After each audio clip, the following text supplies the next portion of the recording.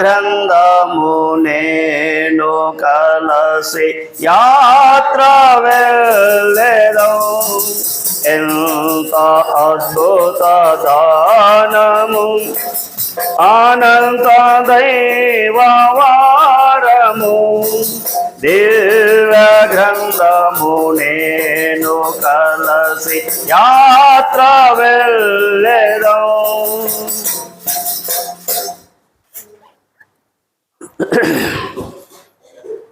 ఆరాధన కొరకై దేవుని యొక్క వాక్యంలో నుండి మనము కొన్ని లేఖనాలు చదువుకొని తర్వాత మనం ప్రభును ఆరాధిస్తాం. వాక్యం విన్న తర్వాత వాక్యానుసారముగా మన ఆత్మీయ జీవితంలో ప్రభు మనకు చేసినటువంటి మేలును బట్టి ప్రభువును మనం ఏం చేయాలా? ఆరాధన చేయాలి, ప్రార్థన కాదు కదా. చాలామంది వాక్యం చెప్పిందంతా చేయాలనేమని రెఫరెన్స్ అన్నీ మతికి పెట్టుకొని చేసి చేసి చేసి లాస్ట్కి ఏం చేస్తారు? ప్రార్థించి వేడుకుంటున్నాము తండ్రి అంటారు కదా. ఇప్పుడు మనం ప్రార్థన చేయడానికి రాలే, దేనికి వచ్చినాం?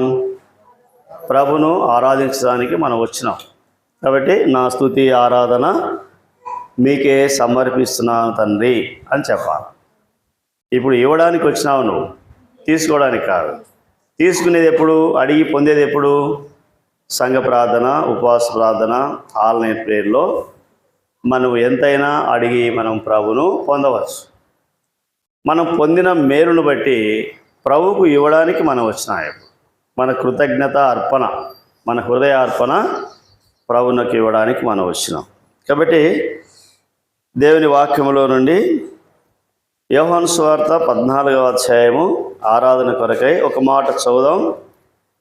ప్రభువును మనం ఆరాధిస్తాం. యోహాను సువార్త 14వ అధ్యాయం 6వ వచనం మనం అందరం కలిసి చదువుదాం. Page number 95. యేసు, నేనే మార్గమును సత్యమును జీవమును, నా ద్వారానే తప్ప ఎవడునూ తండ్రి యొద్దకు రాడు. మళ్ళీ చదువుదాం గట్టిగా, బిగ్గరగా. యేసు, నేనే మార్గమును సత్యము జీవమును, నా ద్వారానే తప్ప ఎవడునూ తండ్రి యొద్దకు రాడు. దేవుడు తన వాక్య భాగాన్ని దీవించి ఆశీర్వదించినగాక. చిన్న ప్రార్థన చేసుకున్నాం ప్రభు సాయం కొరకై. మహాప్రేమికులైన మా తండ్రి, పరిశుద్ధుడు అయిన మా దేవా, పరిశుద్ధుడు పరిశుద్ధుడు పరిశుద్ధుడు అని మానక గాన ప్రతిగానములతో నిత్యము పొగడబడుచున్నటువంటి మా పరలోకపు తండ్రి, మీ ఘనమైన పాదములకు స్తోత్రములు చెల్లిస్తున్నాం. సమయం దీవించి ఆశీర్వదించి మా అవసరాలను పొడిగించి 7వ మాసం 19వ తారీఖున 3వ ప్రభుదినముగా సంఘమంతా కూడా సజీవ లెక్కలో ఉంచినందుకై స్తోత్రాలు.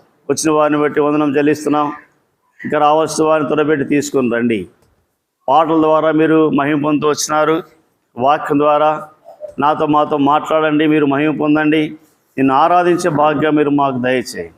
నేను కూడా మరి విడిచేసిన సంఘాన్ని మీరు జ్ఞాపకం చేసుకోండి. అక్కడ నిలబడే మీ దాసుని కూడా మీ ఆత్మ చేత అభిషేకించి వాడుకోండి. ఇక్కడ నిలబడడానికి నేను కూడా యోగ్యుడను కాను. మీ యొక్క ఆత్మ చేత నన్ను నింపి నా నోటికి మీరు తోడుగా ఉండి మీ నోటికి బూరగా నన్ను వాడుకోమని. నిర్గమాకాండం 4:12, మత్తయి సువార్త 10:20, లూకా సువార్త 21:15 వచనం నా పక్షముగా నెరవేర్చి సార్వత్రిక సంఘములో నిలబడబోతున్న మీ దాసు అందరి పక్షంగా నెరవేర్చి మహిమ పొందమని. వినగలిగే చెవులు, గ్రహించే మనసు, చూడగలిగే కనులు, ఆరాధించే ఆత్మ నాలో మాలో ఉంచమని యేసు క్రీస్తు వారి ఘనమైన శ్రేష్టమైన దివ్యమైన నామమున ప్రార్థించి స్తుతించి అడిగి వేడుచున్నాము తండ్రి, ఆమేన్. ఇక్కడ మనం చదువుకున్నటువంటి భాగము మనకు బాగా పరిచయమైనటువంటి వాక్యమే కదా. మనం ఎక్కువగా సువార్తకు పోయినా కూడా యేసు చెప్పాను, నేనే మార్గము సత్యము జీవము అని, నా ద్వారానే తప్ప ఎవడు కూడా తండ్రి యొద్దకు రాడు అని మనం స్వార్థ వాక్యం కూడా మనం చెప్తూ ఉంటాం. యేసుక్రీస్తు ప్రభువారు స్వయముగా ఇక్కడ చెప్పినటువంటి మాట ఏంటంటే, నేనే మార్గము. ఎక్కడికి మార్గము? పరలోకానికి మార్గం. పరలోకానికి మార్గదర్శిగా యేసుక్రీస్తు ప్రభువారు 2026 సంవత్సరం క్రితమే ఈ భూలోకానికి దిగి రావాల్సి వచ్చింది. దిగి వచ్చినాడు, తాను చేయవలసినటువంటి పరిచర్య చేస్తున్నాడు. శిష్యులకు, అనేక జన సమూహములకు బోధిస్తూ, నేను తప్ప, నా ద్వారా తప్ప ఇంకెవరు కూడా తండ్రి యొద్దకు అనగా పరలోక రాజ్యానికి రాలేడు అని తెలియజేస్తూ ఉన్నాడు. ఎందుకు ఈ మాట అంటున్నాడు దేవుడు అంటే, లేఖనాల్లో మనం గమనిస్తే ప్రియమైన సోదర సోదరి, మానవుని యొక్క పరిస్థితి మనం గమనిస్తే భూలోకంలో ఏమైపోయినాడు మానవుడు? చెడిపోయినాడు. కరెక్టే, మంచి మాట చెప్పినాడు. మానవుడు చెడిపోయినాడు. దేవుడు నేనే మార్గం అనడానికి కారణం ఏంటి? ఆదికాండము 6వ అధ్యాయము. మిమ్మల్ని అడుగుతుంటే నాకు సమయం చాలదు, టైం కూడా దాటిపోతుంది. 6వ అధ్యాయము 11, 12 చదవండి. భూలోకము ఏమైందంటండి? భూలోకము దేవుని సన్నిధిని చెడిపోయి ఉండెను. భూలోకము బలాత్కారంతో నిండి ఉండెను. దేవుడు భూలోకమును చూసినప్పుడు అది చెడిపోయి ఉండెను. భూమి మీద సమస్త శరీరులు ఏమంటండి? తమ మార్గమును చెరిపివేసుకున్నారు. భూలోకము దేవుడు చూసినప్పుడు ప్రియమైన సోదర సోదరి, భూలోకం అంతా కూడా ఏమైపోయిందట? ఆయన చెప్పింది కరెక్ట్ ఫస్ట్ కదా, ఏమైనామంటే చెడిపోయినామని. చెడిపోవడమే కాకుండా మన మార్గాన్ని చెరిపివేసుకున్నాం. మనం ఎక్కడికి వెళ్ళాలనో ఆ మార్గాన్ని మనం ఎరగకుండా భూలోకమంతా కూడా సమస్త శరీరులు అని రాయబడింది. ఒక కుల, మత, జాతి భేదం లేకుండా సమస్త శరీరులు ఏమైపోయారంట?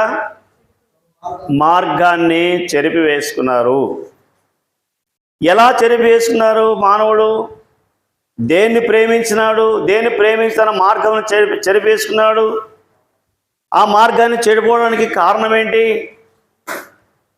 ప్రేమైన సౌడాసో దేని యొక్క వాక్యంలో మనం గమనిస్తే, దేవుడు మాట్లాడుతూ ఉన్నప్పటికీ కూడా మానవుడు తన మార్గాన్ని ఏం చేస్తున్నాడు? చదవండి. ఆదికాండం 28వ అధ్యాయము. ఆదికాండం 28వ అధ్యాయము 12వ వచనం చదవండి. 12, 13. అప్పుడు అతడు ఒక కల కనెను. అందులో ఒక నిచ్చెన భూమి మీద నిలబడి ఉండెను. దాని కొన ఆకాశమునంటెను. దాని మీద దేవుని దూతలు ఎక్కుచూ దిగుచూ నుండిరి. మరియు యెహోవా దానికి పైగా నిలిచెను. నేను నీ తండ్రి అయిన అబ్రహాము దేవుడను, ఇస్సాకు దేవుడను యెహోవాను. నీవు పండుకొని ఉన్న ఈ భూమి నీకును నీ సంతానమునకును. యాకోబు చెడిపోయిన వాడై, మోసం చేసినటువంటి వాడై, అన్నకు మోసం చేసి, తండ్రిని మోసం చేసి, ఇంటి నుండి పారిపోయి తన మార్గాన్ని చెరిపేసుకుని తన సొంత మార్గంలో తాను వెళ్తూ ఉన్నప్పుడు, బేర్షెబ అరణ్యంలోనికి వచ్చినప్పుడు చీకటి పడింది. ఎటుపోవాలనో తెలియక ఆ స్థలములో తాను పడుకున్నప్పుడు దేవుడు తనకు ఒక దర్శనం, కళ చూపించినాడు. ఏం కళ అది? నేనే మార్గము. ఎక్కడికి మార్గము? భూలోకం నుండి పరలోకానికి వెళ్ళేటువంటి మార్గము నేనే. దాని యొక్క నిచ్చెన భూమి మీద నుండి, దాని యొక్క కొన ఆకాశమునకు ఉంది. దానికి పైగా దేవుడున్నాడు. దేవదూతలు ఎక్కుతూ దిగుతూ ఉన్నారు. మార్గం కనబడతా ఉంది. నువ్వు పండుకునేటువంటి స్థలం ఇది, దేవుని మందిరం ఇది. ఈ స్థలము లేక ఈ దేశము నీకును నీ సంతానానికి నేను ఇచ్చేదని చెప్పి దేవుడు వాగ్దానం చేస్తే, ఈ మార్గంలోనికి రమ్మని చెప్తే యాకోబును ఏమైనాడు? యాకోబు చెప్పండి, ఏం వాక్యం తెలుసు కదా. ఏమైనాడు యాకోబు? లేచినాడు, ఇది దేవుని మందిరమే, వేరే కాదని చెప్పి తను తలలుగా పెట్టి రాయి తీసుకొని నిలబెట్టి దానికి నూనె పోసి నాకు ఒక పేరు పెట్టి ఇంక మళ్ళీ ఇంటికి పోవచ్చు కదంగా. ఒరే, నేను మార్గాన్ని తప్పిపోతా ఉన్నా, నాకు దేవుడే మార్గం చూపించినాడు, నేను ఇంటికి వెళ్ళి తండ్రితోనూ అన్నతోనూ పశ్చాత్తాపడి క్షమించమని అడిగి దేవుని మార్గంలో నడుచుకోవాలని చెప్పి ఆలోచన తనకి రాలే. ఏం ఆలోచన వచ్చింది? చదవండి, కింద అర్థమవుతుంది. 20, 21 కలిసి ఉంటాయి. అప్పుడు యాకోబు ఏమంటున్నాడు? నేను తిరిగి నా తండ్రి క్షేమంగా వచ్చినట్లు దేవుడు నాకు తోడై ఉండి నేను వెలుచున్న ఈ మార్గము. ఏ మార్గం అది? తన సొంత మార్గము. తన సొంత మార్గము సోబుద్ధిని ఆధారం చేసుకొని తను వెళ్తా ఉన్నాడు. నేను ఈ మార్గంలో వెళ్తున్నాను, నన్ను కాపాడి తినడానికి ఏమంట ఆహారము, ధరించుకోవడానికి వస్త్రము నాకు దయచేసినాడలా. లేకపోతే మార్గాన్ని చెరిపి వేసుకుంటున్నాడు. తన సొంత మార్గంలో వెళ్తున్నాడు, తన ఇష్టానుసారంగా వెళ్తున్నాడు, పాపములోనే వెళ్తున్నాడు. దేవుడు నాకు తోడై ఉండాలా, నాకు ఆహారం కావాలా, వస్త్రం కావాలా, తిరిగి నా తండ్రింటికి క్షేమంగా నడిపిస్తే అప్పుడు నీవు నాకు దేవుడై ఉంటావు. దేవుడు తనతో మాట్లాడుతున్నా, తనకు దర్శనం చూపించిన మార్గమును చెరిపి వేసుకుంటా ఉన్నాడు. మార్గంలోనికి రమ్మని దేవుడు చెప్తా ఉంటే కదా, దేవుని మార్గంలోనికి రాకుండా మానవుడు సొంత మార్గాన్ని ఏర్పాటు చేసుకుని వెళ్తా ఉన్నాడు. ప్రియమైన సోదరి, దేవుని వాక్యం మనం గమనిస్తే లూకా సువార్త 10వ అధ్యాయం 30వ వచనం నుండి, లూకా సువార్త 10వ అధ్యాయము 30వ వచనం. అందుకు యేసు ఇట్లా, నేను ఒక మనుషుడు యెరూషలేము నుండి యెరికో పట్టణమునకు దిగి వెలుచు దొంగల చేతిలో చిక్కెను. వారు అతని బట్టలు దోచుకొని అతని కొట్టి కొర ప్రాణముతో విడిచిపోయిరి. ఎక్కడ నుండి ఎక్కడికి వెళ్తున్నాడు ఈ వ్యక్తి? యెరూషలేము అంటే దేవుడు నివసించేటువంటి నివాసం, అది దేవుని మందిర స్థలం, అది దేవుని యొక్క పరిశుద్ధ స్థలం, అది దేవుడు నివసించే స్థలం, అది దేవుని మహిమతో నిండినటువంటి స్థలం, అది. ఆ స్థలంలో ఉన్నటువంటి వ్యక్తి ఎక్కడికి వెళ్తున్నాడంట? యెరికో పట్టణానికి వెళ్తున్నాడు.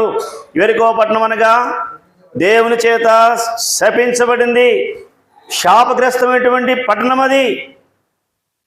ఆ పట్టణానికి దిగి, అంటే ఉన్నతమైనటువంటి స్థానంలో నుండి తన యొక్క ఇష్టాన్ని నెరవేర్చుకోవడానికి కొరకు దిగి, పాపాన్ని సమకూర్చుకోవడానికి దిగి వెళుతా ఉన్నాడు. తన మార్గమును ఏం చేసుకున్నాడు? తన సొంత మార్గంలో వెళ్తా ఉన్నాడు. సొంత మార్గంలో వెళ్ళేటువంటి మనిషిని ప్రియమైన సోదరి ప్రేమించి దేవుడు ఈ లోకానికి వచ్చినప్పుడు ఏమంటున్నాడు? నేనే మార్గము, నా ద్వారానే తప్ప ఇంకా పరలోక రాజ్యానికి రావడానికి ఎవరి ద్వారా నీకు వీలే లేదు. ప్రియమైన సోదరి, ఇతర దేశాలు వెళ్ళడానికి మార్గాలు ఉన్నాయి, అంతరిక్షంలో మార్గాలు ఉన్నాయి, సముద్రంలో మార్గాలు ఉన్నాయి, భూమి మీద మార్గాలు ఉన్నాయి, రకరకాల మార్గాలు. మీ ఊరికి రావాలంటే 2-3 మార్గాలు ఉన్నాయి లేవా? కానీ పరలోకానికి వెళ్ళాలంటే ఒకే మార్గం ప్రభు చెప్తున్నాడు. అయితే మానవుడు, ప్రియ సోదరి, తన అవిధేయతను బట్టి, తన తిరుగుబాటును బట్టి, తన పాపాన్ని బట్టి, తన సొంత ఆలోచన బట్టి తన మార్గాన్ని చెరిపేసుకొని దేవుని యొక్క మహిమను కోల్పోయి శాపగ్రస్తమైనటువంటి జీవితం అనుభవించడానికి వెళ్తా ఉన్నాడు. వెళ్ళేటప్పుడు ఏమంటున్నాడు? నాకు తోడై ఉండి. దేవుడు తోడు లేకపోతే మనం ఉన్నామా? దేవుడు ఎంత దీర్ఘశాంతుడు, ఎంత ప్రేమమయుడు. ప్రేమైన సోదరి, నేటికి కూడా దేవుని వాక్యానికి అవిధేయత చూపిస్తూ నువ్వు జీవిస్తూ ఉన్నప్పుడు కూడా నీకు తోడుగా ఉన్నాడు దేవుడు. మార్గమును చెరిపి వేసుకోవద్దు. దేవుని మార్గంలోనికి రమ్మని, ఆ మార్గంలోనికి వస్తే నేనే మార్గము. ఎక్కడికి? పరలోకానికి నిన్ను తీసుకొని వెళ్ళేటువంటి మార్గము నేనే అంటున్నాడు. నేనే మార్గమని, మార్గమైనటువంటి దేవుడు నీ కొరకు నా కొరకు ఎలాంటి మార్గం ఏర్పాటు చేస్తున్నాడు. ఆది కాండంలో గమనిస్తే ప్రియ సహోదర సోదరి, ఒక నిశ్చన రూపంలో తను మనకు దర్శనం చూపిస్తూ వచ్చినాడు. అయితే భూలోకంలో ఈ మానవుని ప్రేమైన సహోదర సోదరి ఆయన పరలోకానికి చేర్చడానికి ఎలాంటి మార్గం వేసినాడు? ఎలాంటి మార్గం వేసినాడు చెప్పండి? సిమెంట్ రోడ్లు కాదు, తార్ రోడ్డు కాదు కదా. ఎలాంటి మార్గం వేసినా మనం వెళ్ళడానికి? చదవండి యెషయా గ్రంథం 51వ అధ్యాయం 23వ వచనం చదవండి. యెషయా గ్రంథం 51:23వ వచనం. నిన్ను బాధపరచు వారి చేతిలో దాన్ని పెట్టెదను, మేము దాటిపోనట్లు క్రిందికి వంగి సాగిలపడమని వారు నీతో చెప్పగా, నీవు నీ వీపును దాటు వారికి దారిగా చేసి నేలకు దాని పరలోకము నుండి భూలోకానికి యాకోబుకు చూపించినటువంటి దర్శనం కాదు. నీ మార్గాన్ని చెరిపేసుకొని పరిశుద్ధ స్థలంలో నుండి శాపగ్రస్తమైన స్థలానికి నువ్వు దిగి వెళుతూ ఉన్నప్పుడు, నువ్వు దిగి వెళ్ళి పాతాళానికి వెళ్లకుండా ఉండడానికి భూలోకం వరకు దిగి ఆయన నేల మట్టుకు తన వీపును వంచి దాటిపోవడానికి నీకు దారిగా చేస్తున్నాడు. ఎంత ప్రేమ దేవుని కదా. మనం దాటిపోయేటువంటి దారిగా ప్రవహిస్తూ వారి యొక్క శరీరమును, వీపును, ఆయన వీపు వెనక తట్టు నా పాపములన్నీ కూడా పారవేసి ఆయన మనకు ఏం చేసినాడంట? తన వీపును పరలోకానికి వెళ్ళేటువంటి దారిగా చేయడానికి భూలోకానికి వచ్చినాడు. అందుకే ఏమన్నాడు ఆయన? ఏమన్నాడు ఆయన? నేనే మార్గము. యాకోబు వెళ్ళేటువంటి మార్గంలో ఉన్న దేవుడు ప్రియమైన సహోదర సహోదరి, యెరూషలేము ఎరుకో పట్టణానికి వెళ్ళేటువంటి మనిషిని, అనగా భూలోకం మనిషిని, తిరిగి ఆ మహిమను కోల్పోయిన మనిషిని ఆ మార్గాన్ని చెరిపేసుకుంటున్న సమస్త శరీరాలను తన మార్గంలోనికి నడిపించడానికి ఆయన వీపును మార్గముగా నేల మట్టుకు వంచి భూలోకానికి దిగి వచ్చి నీ కొరకు నా కొరకు ఏమైనాడు? ఆయన కల్వరి శిలువలో ఏమైనాడు? అవమానపరచబడ్డాడు. కొరడా దెబ్బలతో వీపంతా 39 కొరడా దెబ్బల చేత వీపంతా ఏమైంది? నాగటి చార్ల వలె దున్నబడుతూ వచ్చింది. నీవు దాటిపోవడానికి దారిగా తన వీపును ఆ కల్వరి శిలువలో వంచినట్లుగా మనం చూస్తూ ఉన్నాం. సమాప్తమని తల వంచి నీ కొరకు నా కొరకు దేవాతి దేవుడు తన వీపును దారిగా వంచినాడు. ఆ మార్గంలోనికి నీవు వస్తే సోదరా సోదరి, ఇంకా నీవు ఒకలా నీ సొంత మార్గంలో ఉన్నట్లయితే దేవుడు నీ కొరకు మార్గదర్శిగా ఈ లోకానికి వచ్చినాడు. నేనే మార్గము అంటున్నాడు. నీ మార్గంలో నువ్వు వెళ్తున్నావు, ఆ మార్గంలో నష్టం ఉంది, ఆ మార్గంలో శాపం ఉంది, ఆ మార్గంలో పాపం ఉంది, ఆ మార్గంలో ఎలాగుంది ఇలా ఉన్నట్టే మానవుడు ప్రియులారా, రోమాపత్రిక 3వ అధ్యాయం 12వ వచనం మనం గమనిస్తే, రోమిలి రాసిన పత్రిక 3వ అధ్యాయం 12వ వచనం చదవండి. తీసిన వారు అందరూ త్రోవ తప్పి ఏమైపోయినారంటండి? త్రోవ అంటే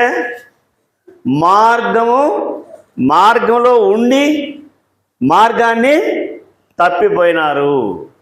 తప్పిపోయి ఏమైనారంట? పనిక మాలిన వారైరే అని రాయబడింది. మేలు చేయవాడు లేడు, ఒక్కడు కూడా లేడు, ఒక్కడైనను లేడు. అదే అధ్యాయం 23వ వచనం, ఏ భేదమును లేదు, అందరూ పాపము చేసి దేవుడు అనుగ్రహించే మహిమను పొందలేకపోతా ఉన్నారు. కాబట్టి పాపం చేసేటువంటి మనిషిని, తన సొంత మార్గంలో వెళ్ళేటువంటి మనిషిని, ఆ మార్గంలో చెడిపోయి ఆ మార్గంలో ప్రియమైన సహోదర సహోదరి నెమ్మది లేకుండా జీవించేటువంటి మానవుని, నిత్య పాతాళానికి దిగిపోయేటువంటి మానవుని తిరిగి తన మహిమలోనికి చేర్చుకోవడానికి కొరకు ఆ మహిమ ప్రభావమును సార్వభౌమత్వాన్ని వదులుకొని దేవాతి దేవుడు నీ కొరకు నా కొరకు భూలోకానికి వచ్చి భూమి క్రింది వరకు నేల మట్టుకు తన వీపును వంచి దాటిపోయేటువంటి వారికి దారిగా చేసినాడు. కనుకనే ఏమంటున్నాడు ఆయన? నేనే మార్గము. ఆ మార్గంలోనికి నేను రావడానికి దేవాది దేవుడే నీ కొరకు నా కొరకు ప్రియ సోదర సోదరి ఏమైపోయినాడు? వీపంతా నాగటి చాలవలే దున్నబడింది, ముఖం మీద ఉమ్మి వేసినారు, పిడిగుద్దులు గుద్దినారు, అవమానపరిచినారు. వీడు వికలను రక్షించేటువంటి వాడు, వీడే రక్షించుకోలేరా అని అపహాస్యం చేస్తూ వచ్చినారు, ఎగతాళి హేళన చేస్తూ వచ్చినారు. అన్నిటినీ సహించి నీ కొరకు తల వంచి తన వీపును నీ కోసం నా కోసం దారిగా చేసినాడు. ఆ దారిలోకి వచ్చిన నీవు నిజంగా నీ మార్గం నువ్వు చెరిపేసుకొని ఉన్నప్పుడు, నీ సొంత మార్గంలో నువ్వు వెళ్తున్నప్పుడు, నీకు నెమ్మది లేకుండా నువ్వు జీవిస్తున్నప్పుడు యేసుక్రీస్తు ప్రభువారే నీకు లోకానికి వచ్చి నీకు ఒక మార్గం అయి ఉంటే, ఆ మార్గంలోనికి నువ్వు వచ్చి ఉంటే, ఆ నెమ్మది శాంతి సమాధానం పొందినటువంటి అనుభవంలో, రక్షణ అనుభవంలో ప్రభువైన యేసుక్రీస్తు వారిని నువ్వే చేయాలా? నిజమే ప్రభువా, నేను చెడిపోయినటువంటి వాడిని, చెడిపోయిన దాన్ని, నా మార్గాన్ని చెరిపివేసుకొని నా సొంత మార్గంలో వెళ్తూ నాకు నీవు తోడుగా ఉండాలనుకుంటూ పాపానికి పాపను సమకూర్చుకొని నిత్య నాశనానికి నరకానికి నేను సిద్ధముగా ఉన్నప్పుడు, నన్ను ఎవరూ విడిపించలేకపోయినప్పటికీ దేవాతి దేవుడిగా మీరుండి ఆ మహా మహిమలో ఉండి నా కొరకు భూలోకానికి దిగి వచ్చి నాకు ఒక మార్గమైనందుకై, ఆ మార్గము నాకు చూపించి ఆ మార్గములోనికి నన్ను నడిపించినందుకై ఏం చేయాలి? నీకు ఇప్పుడు నా స్తుతి ఆరాధన మీకే సమర్పిస్తున్నాను తండ్రి. మార్గంలో ఉన్నావా? మార్గం తప్పి తిరుగుతూ ఉన్నావా?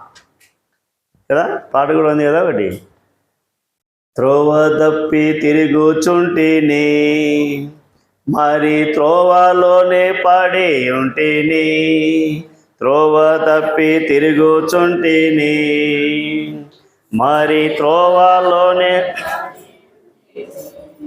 యేసు నన్ను రక్షించను తానే. పాడండి, పాట రాదు. ఇంత మంచి యేసు నాకు సొంతమాయెను, సంతోషం పొంగింది, సంతోషం పొంగింది, సంతోషం పొంగి పొర్లింది. యేసు నన్ను నా పాపం క్షమించన్. పొల్లిందే ఊరికే పాటేనా? ఆ మార్గంలోనికి వస్తే ఆ సంతోషం ఉంటుంది, ఆ మార్గంలో నడుచుకుంటే ఆ సంతోషం పొంగి పొలుతుంది.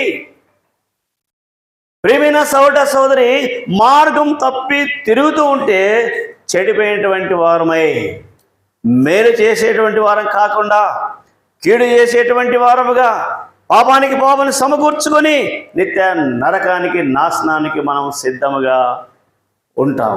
ఉన్నటువంటి మనల్ని దేవుడు తన మార్గంలోనికి రావడానికి ఆయన మార్గమై ఉన్నాడు. వచ్చినావా మార్గంలోనికి? ఇంకా నువ్వు వచ్చిపోతూ ఉంటున్నావా? నీ కొరకు దేవుడు ఒక మార్గముగా ఈ లోకానికి వచ్చి చెడిపోయినటువంటి మానవుని దగ్గరికి వచ్చి ఏం చేశాడు ఆయన? చదవండి అదే మాట, లూకా సువార్త 10వ అధ్యాయం 31 నుండి 34 వరకు. అప్పుడు ఒక యాజకుడు ఆ త్రోవను వెళ్ళుట తటస్థించెను. అతను చూచి అలాగనే లేవీయుడు కూడా ఆ చోటికి వచ్చి చూచి ప్రక్కగా పోయెను. చాలా యాజకుడు వచ్చినాడు ఆ త్రోవ దగ్గరికి, ఆ మనిషిని చూసినాడు. త్రోవ తప్పి పడిపోయి చెడిపోయి ఉన్నాడు. ఎవరైనా అర్చనాదాలు చేసేటువంటి యాజకుడు, దేవుని మందిరంలో బలర్పించేటువంటి యాజకుడు. లేవీయుడు కూడా వచ్చినాడు, ఆయన కూడా దేవునికి పరిచయం చేసేటువంటి లేవీయుడు. ఇద్దరు వచ్చినారు, దావులు త్రోవలో వెళ్తున్నారు, చూసినారు. ఎవరు కూడా వాడిని పట్టించుకోలే. ప్రియమైన సోదర సోదరి, వాళ్ళు నీ కొరకు మార్గముగా రాలే, వాళ్ళకు మార్గాన్ని ఏర్పరచలే. కనుకనే పడిపోతే పడిపోయినాడు, వాంతో మనకేం పని అని వాళ్ళ దావలో వాళ్ళు వెళ్ళిపోయినారు. అయితే ఒక సమరయుడు ప్రయాణమైపోవచ్చు, అతడు పడి ఉన్న చోటికి వచ్చి అతన్ని చూచినాడు. అతని మీద జాలిపడి దగ్గరికి పోయి నూనెయు ద్రాక్షరసమును పోసి అతని గాయములను కట్టి తన వాహనం మీద ఎక్కించుకొని కోటుకొల్లవాని ఇంటికి తీసుకొని పోయి అతన్ని పరామర్శించెను. మరునాడు అతడు 2 దేనారములు ఇచ్చి ఆ పుట్టుకొల్లవానికి ఇచ్చి అతని పరామర్శించము, నీవు ఇంకేమైనా ఖర్చు చేసినట్లయితే నేను మరలా వచ్చినప్పుడు నీకు తీర్చదనని. ఎవరి సమరయుడు? ప్రభువైన యేసు క్రీస్తు వారు. త్రోవలో నువ్వు పడి ఉన్నప్పుడు, అనగా మార్గమును తప్పి తిరుగుతూ ఉన్నప్పుడు, నీ మార్గాన్ని చెరిపేసుకున్నప్పుడు దేవుడు మార్గము ఈ లోకానికి వచ్చినాడు. నువ్వు పడిపోయి ఉంటున్నావు. ఎవరు ఈ లోకంలో నిన్ను దగ్గరికి వచ్చి నిన్ను ఆదరించి నీ ప్రాణాన్ని విమోచించడానికి ఎవరికి చేత కాలే. దేవాతి దేవుడు ప్రభువైన యేసు క్రీస్తు మంచి సమరయుడిగా ఈ భూలోకానికి దిగి వచ్చా కనుక దగ్గరికి వచ్చినాడు. పరిస్థితి చూసినాడు. అయ్యో వీడు ఎట్టున్నాడు, వాడు ఎట్టున్నాడు పడా కొర ప్రాణంతో ఉన్నాడు అంటే కొంచెంసేపు ఉంటే చనిపోతాడు. ఆ సమయంలో అతని మీద ఏం పోసినాడు? అతని మీద జాలి పన్నాడు, నూనెయు ద్రాక్షరసమును పోసినాడు. అనగా పరిశుద్ధాత్మను తిరిగి తనలో ఉంచి తనను లేవనెత్తినాడు. ద్రాక్షరసం ప్రవహించుకోలేక రక్తము తన మీద ప్రోక్షించడానికి ఈ లోకానికి వచ్చినాడు కనుక ఆ రక్తాన్ని ప్రోక్షించడానికి గాయాలు కట్టినాడు. ఒక పూటగుళ్ళవాని ఇంటికైనా దేవునికి ఇంటికి నడిపించి అక్కడ ఒక యాజకునికి లేక ఆ పూటగుళ్ళవానికి అప్పగించి నిన్ను పరామర్శించమని దేవునికి మందిరంలోనికి పరామర్శం దొరుకుతూ ఉంది. దేవుని మందిరంలోనికి ఆదరణ దొరుకుతూ ఉంది. దేవుని మందిరానికి ప్రభుని నడిపించినాడు. నడిపించేటువంటి నాయకుడు ఆయన. మార్గం తప్పి తిరిగే మనకు దేవాతి దేవుడు మార్గమై ఉన్నాడు. అందుకే ఏమన్నాడు ఆయన? ఎవరు చెప్పలే మాట, చెప్పినారా? ఎవరు చెప్పలే మాట. భూలోకంలో 33 కోట్ల దేవతలు ఉన్నారు. నేనే మార్గము నీకు పరలోకం రావడానికి అని చెప్పి చెప్పలేవాళ్ళు. చెప్పినారండి? ఎందుకు చెప్పలే? వాళ్ళు మార్గం వేయలే. వాళ్ళకే మార్గం తెలియదు.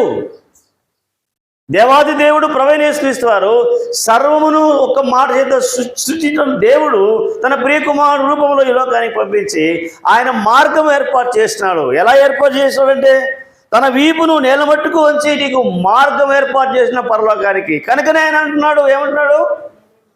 నేనే మార్గము, రెండవది సత్యము, మూడవది జీవము. ఆ జీవాన్ని మనలో ఉంచి మనల్ని బ్రతికించుటకు, ఆ కొర ప్రాణుంటు వాడిని బ్రతికించడానికి దేవుడు ఈ లోకానికి దిగొచ్చాడు కనుక వాని పరామర్శించినాడు. ప్రియమైన సోదర సోదరి, నీ అవిధేయతలో, నీ పాపములో నీవు పడి చెడి నీవు ఉంటే, ఉన్నప్పుడు ప్రభు నిన్ను రక్షించి ఆ మార్గంలోకి నడిపించి ఉంటే ఇప్పుడు ఏం చేయాలను? ప్రభు, నా మార్గంలో నేను చెడిపోయిన వాడిని నా మార్గాన్ని చెరిపి వేసుకొని మార్గం తెలియక తప్పు త్రోవలో నేను వెళుతూ మేలు చేసేది నాకు చేతగాక కీడే చేస్తూ జీవితం అంతా నెమ్మది లేకుండా ఉన్నప్పుడు, నీ మహిమను కోల్పోయినప్పుడు, ఆ మహిమను తిరిగి మరలా నాకు అనుగ్రహించడానికి, మరలా నన్ను నీ మార్గంలోనికి నడిపించడానికి మార్గముగా నీవు లోకానికి వచ్చినందుకై, నా నిమిత్తమై ఆ కల్వరి శిలువలో నువ్వు చేసినటువంటి ఆ గొప్ప త్యాగముకై నీకు వందనాలు. ఆ రక్తం ద్వారా నా పాపాన్ని కడిగినందుకై నీకు స్తోత్రం. నన్ను కడిగి నీ బిడ్డగా అంగీకరించి నీ మార్గంలోనికి తెచ్చినందుకై నా జీవితకాలం అంతా స్తుతించిన నీకు నేను రుణస్థురాలని. ఏమి చేతగాక నా స్తుతి ఆరాధన మీకే అర్పించుకొనుచున్నాను తండ్రి. దేవుడు తన వాక్యాన్ని దీవించి ఆస్వాదించిన ప్రార్థన మరి ఆరాధన చేసుకున్నాం.